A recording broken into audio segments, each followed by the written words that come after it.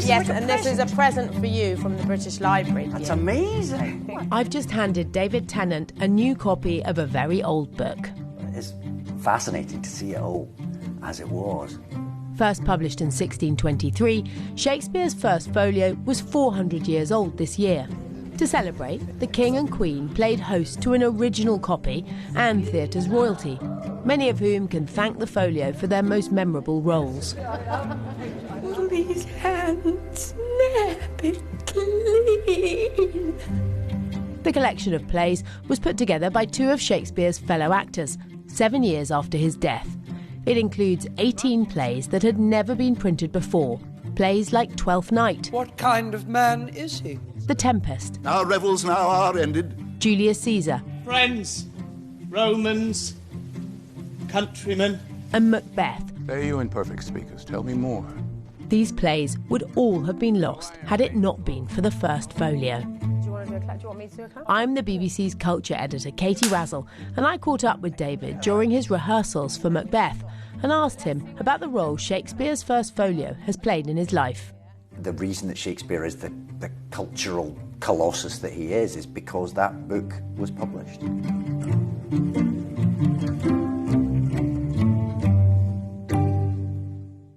You know why we're here? It is 400 years since the first folio, and I wondered, as somebody steeped in Shakespeare like you, what does the first folio mean to you?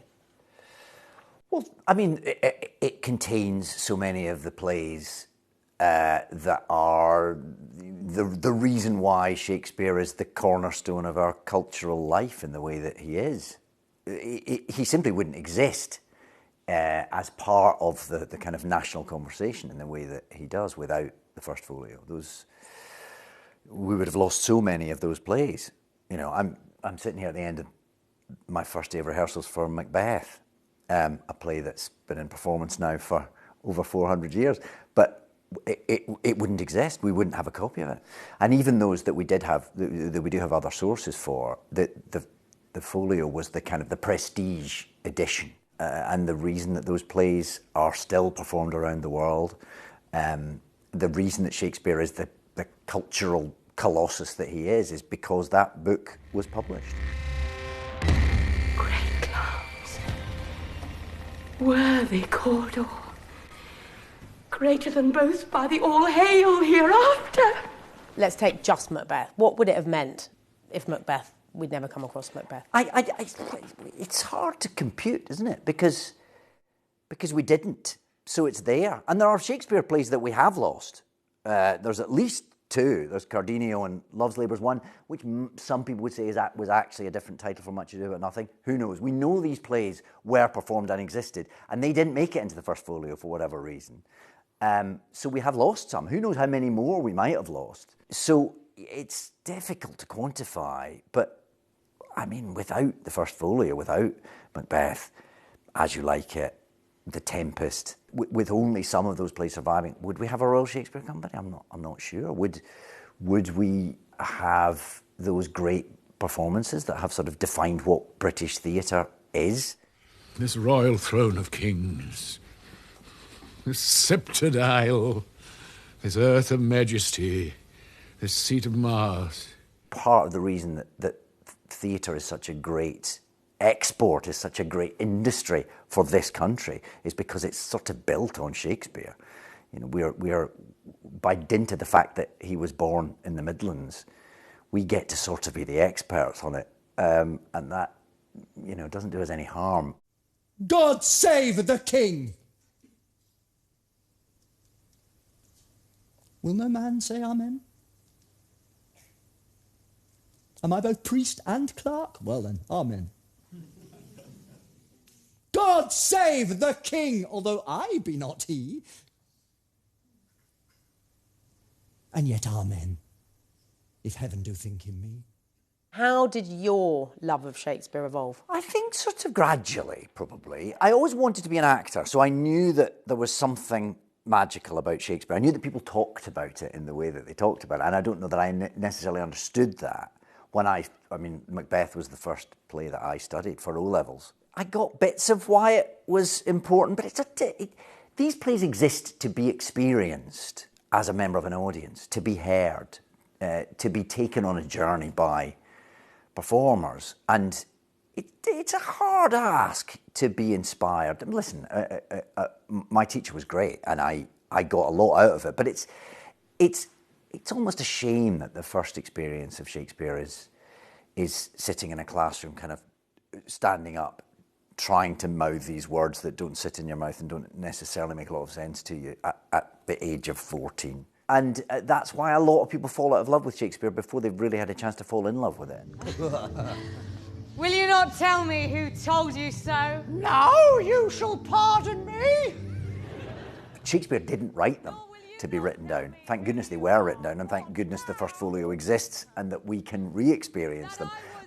But that was an unusual thing, for play texts at the time weren't something that you would necessarily expect to have on your bookshelf. Before that, they existed, and they were called quarters. They were these little sort of big bits of paper folded into quarters. They were like pamphlets, and they weren't always necessarily the most faithfully reproduced text. Famously, Hamlet did exist as a quarto, but famously it was to be or not to be. Aye, there's the point, not the line that we expect. That again, that's what the first folio gave us. It gave us a sort of an editor's version of what these plays should be, because otherwise they were just passed hand to hand. The actors at the time didn't get given full scripts. You got given your own lines because it was difficult. Somebody had to write it out by hand.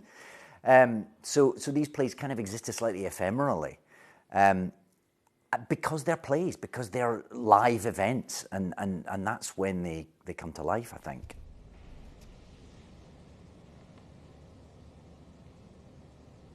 To be or not to be? That is the question. When I was at school, there was a company called Theatre About Glasgow, TAG they were called, and they came and set up in our assembly hall and did As You Like It. And that was the first time that I can remember being transported by Shakespeare, because it was live and it was happening, and I didn't necessarily understand every word, and some of it felt perhaps a little unnatural and foreign to me, but there was something about that. And what were all the other kids doing? Were they as transported as you? I wasn't looking at them, I was looking at the stage. I hope so. I mean, I certainly, TAG were a huge force in Glasgow, and introduced generations of children to Shakespeare, and found ways of making those plays connect with a modern audience. That's, they're alive, and they should be alive, and they shouldn't be presented as things pickled in aspic. They should be presented as something that speaks to the world right now. Thou marshalest me the way that I was going, and such an instrument I was to use. Mine eyes are made the fools, or the other senses are else worth all the rest. I see thee still. The reason Shakespeare is still performed and is tenacious is because he had a particular sense of what it is to be a human that he managed to write down. He was a genius. We just have to kind of use that word, because he finds ways of expressing the human condition that are still fresh now.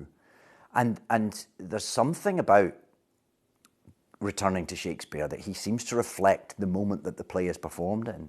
And obviously that's nothing mystical about that. He just had a way of expressing the human experience, what it is to be inside a brain that allows us all to connect and to see ourselves reflected and to understand each other. So it's about humanity and empathy, and he just had an ability for that was unique.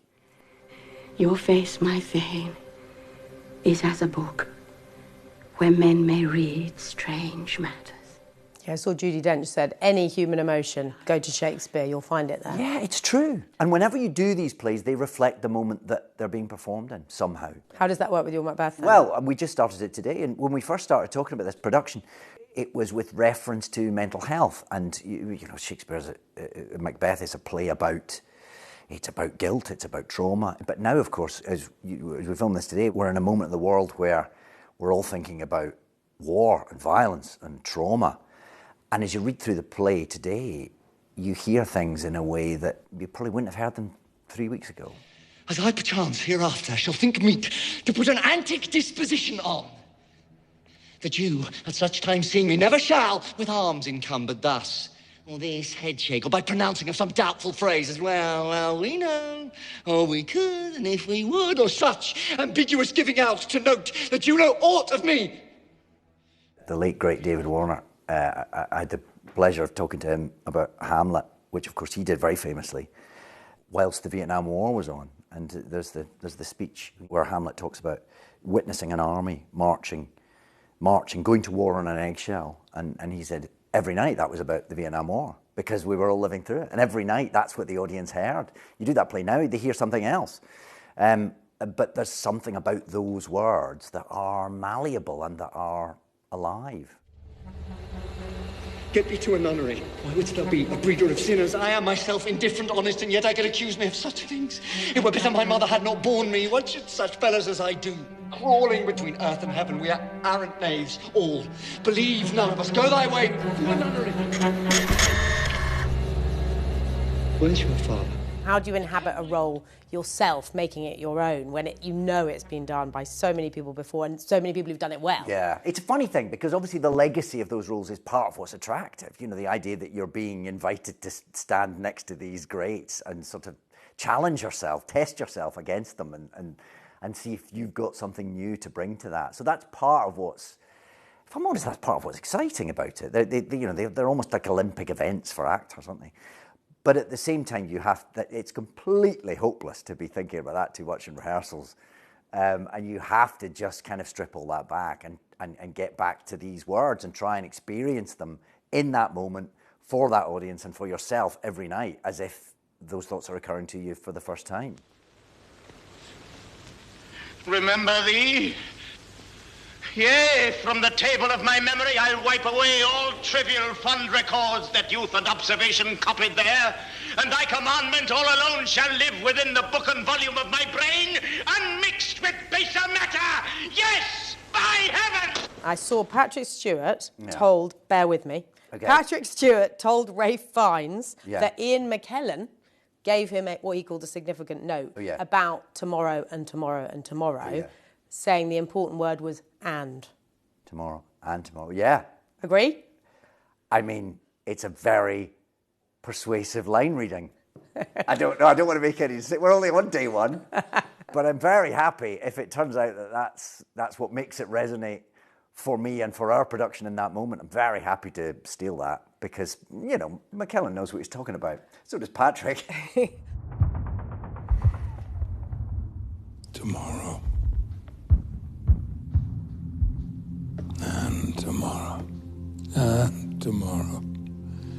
Creeps in this petty pace from day to day to the last syllable of recorded time. Have you had anyone give you notes about, I don't mean the director, I mean, has anybody in the build-up to you doing Macbeth given you notes saying, do it like this? Specifically about that part. I mean, what's great is everyone's got an opinion about these plays, you know, and everyone has a viewpoint and a take on it. So it's quite good to canvass opinion and then sort of chuck it all away. And the ideas that stick, the ideas that you don't sort of brush off are probably the ones that are resonating with you, that are maybe worth exploring. But again, because the words are so good, and they take a bit of, you know, they're 400 years old, and there's vocabulary that we don't use anymore, and it's in verse. It doesn't immediately, you know, it takes a bit of taming. You have to wrestle with these words a little bit to get on the right side of them, so that you're in charge of them rather than them being in charge of you. It is the bloody business that informs thus to mine eyes.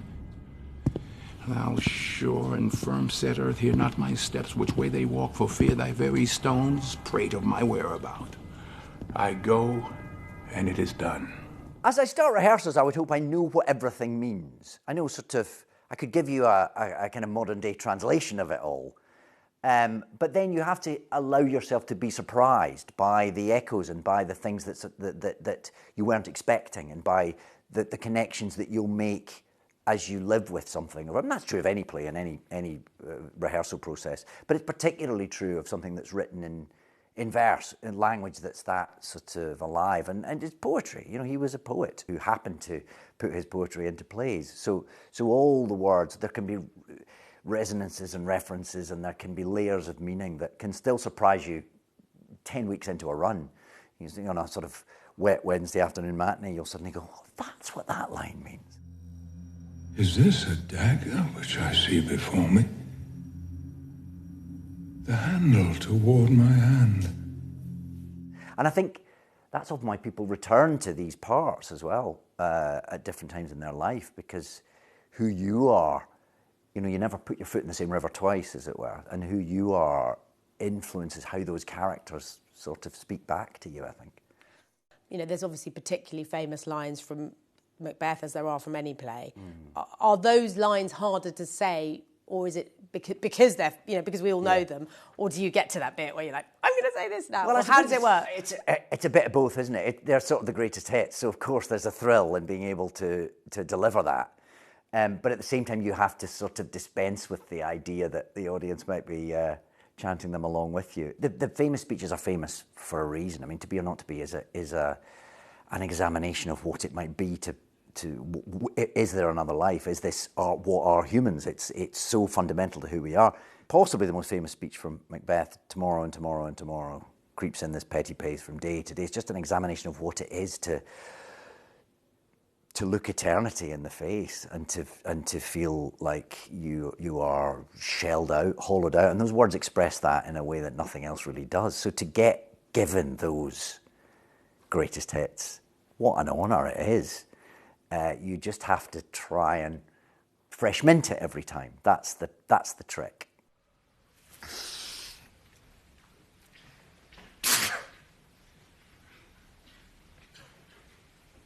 Is this a dagger which I see before me? The handle toward my hand. Come. Shakespeare is so part of the national conversation, which I totally buy into. He is. Yeah. But for many people, he really isn't. Or is he? Well, he is, because you might not be entirely aware, but there are so many phrases that we use every day that are part of Shakespeare. The way language has evolved is in no small part due to the effect he had on language, the words he created, just the way we kind of parse things. It's all in there. And also these stories are ones that are known, that are passed down. I mean, Richard III, for instance, there's a huge debate, because obviously recently he was rediscovered, wasn't he, in a car park. Under the R. Yeah. Crazy. Amazing, isn't it? Amazing. And of course, there are fans of Richard III who's a bit furious with Shakespeare, because how we imagine Richard III existed and the way he lived his life is entirely defined by Shakespeare's version of it, which was entirely theatrical and which Shakespeare used for his own purposes. So yes, he is part of the weft of our cultural life. Whatever the historical truth may be, Shakespeare has made of Richard an unscrupulous murderer, twisted in mind and body, relentless in his ambition to gain the crown of England, destroying all who stand in his way. Darest thou resolve to kill? There's so many words that he coined for the first time, and things that we say every day, like what? Neither a borrower nor a lender be. Well, my favourite one at the moment is I'm in blood stepped in so far that should I wade no more, returning were as tedious as go o'er, which is, I think, probably always been my favourite Shakespeare quote, and I definitely overuse, but now I get to say it on stage every night. Probably most people aren't using that one, but they are using a lot, you're right, of Shakespearean phrases without remembering, without knowing that they're Shakespeare. So I suppose, what would you say to people who say, it's elitist, I'm not interested? I don't think it's elitist. I don't think it ever was elitist. I mean, Shakespeare was a popular author in his day. I mean, now, there are problems about access to theatre because it's expensive to put on, and the Arts Council isn't funded like it once was, so theatre prices are more expensive than maybe they should be. That's a different debate. That's not, the elitism there isn't the work, it's the access to it, and that is a problem, and that is something that we as a society should be striving. There should be more tags, Theatre Around Glasgow's being able to go into schools and present these plays to children who wouldn't necessarily have access to them otherwise. I know we've certainly got some coming here to the Donmar Warehouse, but that should be part of what we're all hoping for as a society. Thy banished trunk be found in our dominion. The moment is thy death. For people, younger people perhaps who are coming to the plays, I get it, go to the theatre and see them if you can. But in terms of the actual language, when you're looking at a Shakespeare work for the first time, I mean, are you getting the sort of modern translation next to it? How are you? As an actor? 100% you are. Yes. Cheating straight away. Not cheating straight away. Using all the notes and all that. Yeah, absolutely. But that's our job. You leave that to us so that when you come to the theatre, don't worry about that. Let us know what we're telling you, and the meaning you'll receive the meaning if it's a good production. If we're doing our job halfway properly, you shouldn't have to worry about understanding every syllable. But you will be taken by it. You will be transported by it. Oh, be happy, lady, for you are like an honourable father. If Signor Leonato be her father, she would not have his head on her shoulders for all Messina, as like him as she is. I wonder that you will still be talking, Signor Benedict. Nobody marks you. What? My dear Lady Disdain. Are you yet living? How are you doing, Macbeth? Are you allowed to say? The great thing about the Donmar Warehouse, where we have the pleasure of playing it, is it's small, so it's intimate, and we're trying to find ways of making it as intimate as possible. One of the difficult things about Macbeth is Shakespeare kind of created a cliche. He's got the witches, which of course, in the time he wrote, as we understand it, he probably wrote that to order because King James liked a witch and he was new on the throne, so we thought, right, I'll write a play about witches for him. That'll cheer him up. That'll get him on my side. And he, hubble, bubble, toil and trouble. It's all, that comes from Macbeth. The idea of witches dancing around a cauldron. Shakespeare invented that. Weird sisters, hand in hand. What's difficult about that now is he invented it so successfully, it's almost a cliche. This is where the cliche began, but that doesn't necessarily help a modern audience to see beyond it. So you're trying to find ways of what would scare a modern audience, what would unsettle you now in a way that a witch dancing around a cauldron with a frog's leg might have scared somebody in the early 1600s. What are you? All hail, Macbeth. Hail to thee, Thane of Glamis. All hail, Macbeth. Hail to thee, Thane of Cawdor. As we get to the end, slightly strangely but not, courtesy of the British Library, they've wanted us to present you. Oh my It looks like this is your life. I mean, imagine it was a real one. Well, it's a facsimile of the real one. How? This is yes, like a and present. this is a present for you from the British Library, who own the first folio. Wow, how amazing. Yeah. Has he signed it? No, he hasn't. No. But that's beautiful. I think there were 750 published and about 235 still exist, which is a lot for a 400-year-old book, which obviously shows it's always been cherished. There's always been something about these words that people have taken care of.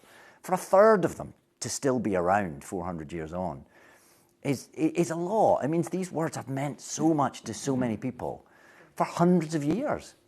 Do you know your lines? Or do you still need to keep learning? I have a good working knowledge of them. I can learn my lines directly off Well, this. I've put just a little place mark in for you there, because that is the tragedy of Macbeth. There it is.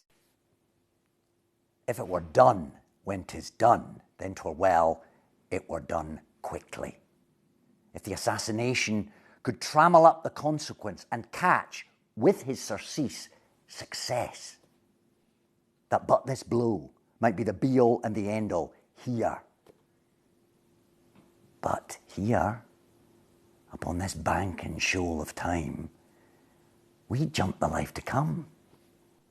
But in these cases, we still have judgment here, for we but teach bloody instruction, which, being taught, returns to plague the inventor. This even-handed justice commends the ingredients of our poisoned chalice to our own lips. He's here in double trust. First, as I am his kinsman and his subject, strong both against the deed. Then as his host, who should against his murderer shut the door, not bear the knife myself. Besides, this Duncan hath borne his faculties so meek, hath been so clear in his great office that his virtues will plead like angels, trumpet-tongued against the deep damnation of his taking off, and pity, like a naked newborn babe, shall blow the horrid deed in every eye, that tears shall drown the wind. I have no spur to prick the sides of my intent, but only vaulting ambition, which o'erleaps itself and falls on the other. You know those words. I knew that bit. Come on, is that why you chose it? You knew you'd do it well. Very good.